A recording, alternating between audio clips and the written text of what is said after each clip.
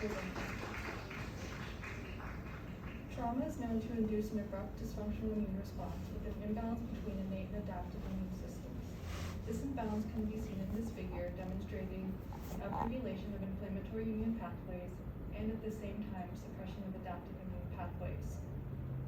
This response is exaggerated in patients with adverse outcomes. Clinically, this is manifested as early organ dysfunction and impaired immune defenses.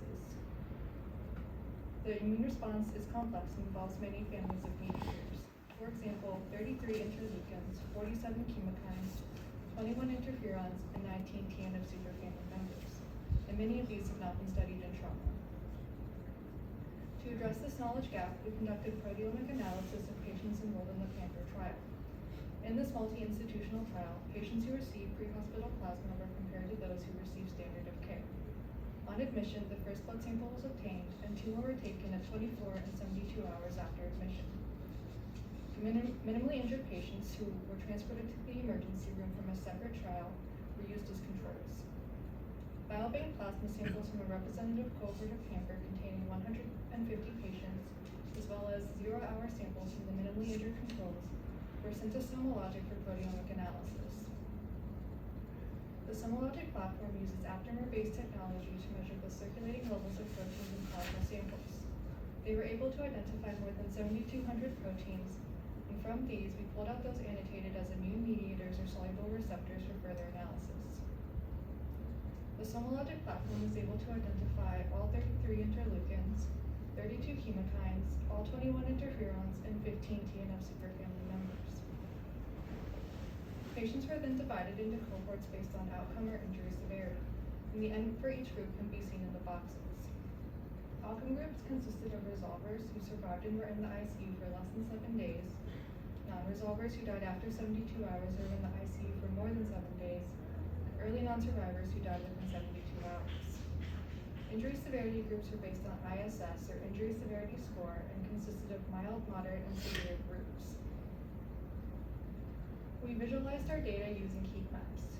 First, serum protein levels were normalized and scaled to Z-scores.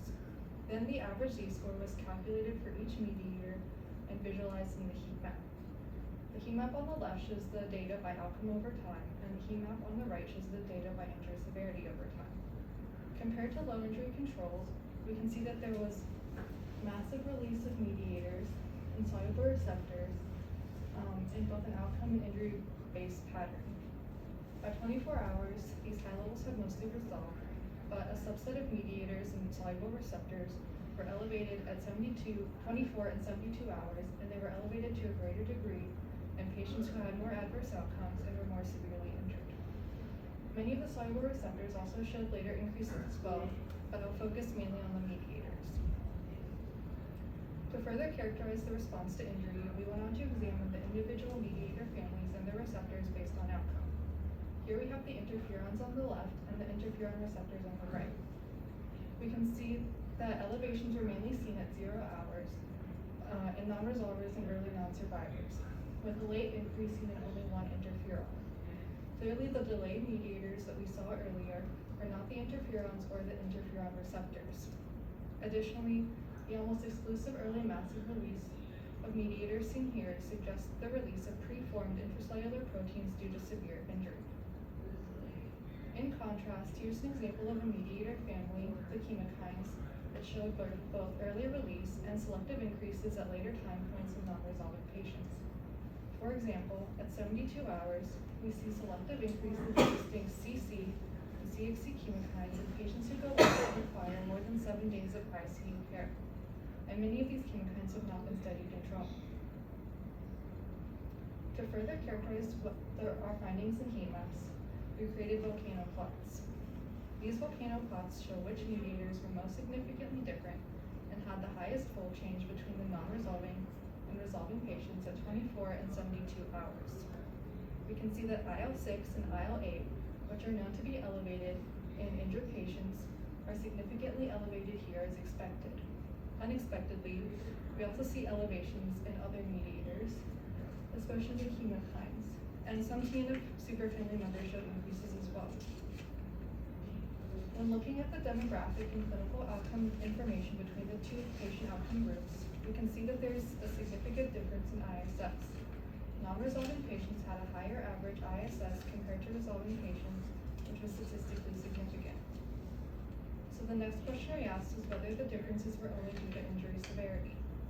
To address this issue, we carried out propensity matching, where we matched for age, sex, and injury severity between non-resolving and resolving patients. After matching, we had 26 patients in the resolving group and 39 patients in the non-resolving group.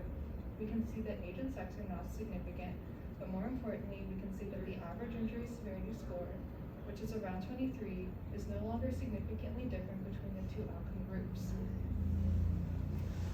Even with injury severity controlled for, we can still see greater early massive release, followed by selective increases in subsets of mediators at later time points in non-resolving patients, consistent with the pattern seen in the unmatched cohorts. When we look at the chemokines in the matched patients, we can see that many of the same chemokines that were elevated at 24 and 72 hours before are still elevated in the matched patients. To put it all together in this schematic, we summarize our major findings. At 0 hours, there's massive release of proteins into the blood in both resolving and non-resolving patients, and to a greater degree in non-resolving patients. At 24 hours, mediator levels decrease, but in non-resolving patients, a subset of chemokines and TNF superfamily members are elevated. Finally, at 72 hours, where levels have gone down in resolving patients, there's a selective increase in unique CC and CXC chemokines in non-resolving patients. So what could these changes mean? The early massive release of many classes of protein mediators is based on injury severity and relates to outcomes. This likely includes both passive release of preformed intracellular proteins as well as active release, which may lead to cellular confusion and dysfunction.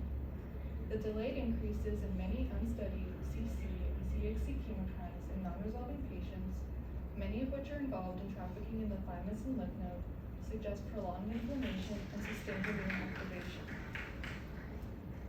There are some limitations to our study, which include that the changes need to be confirmed in additional data sets, which we're in the process of doing. Additionally, confirmatory assays are needed to support the changes seen in novel mediators, especially the ones that were elevated.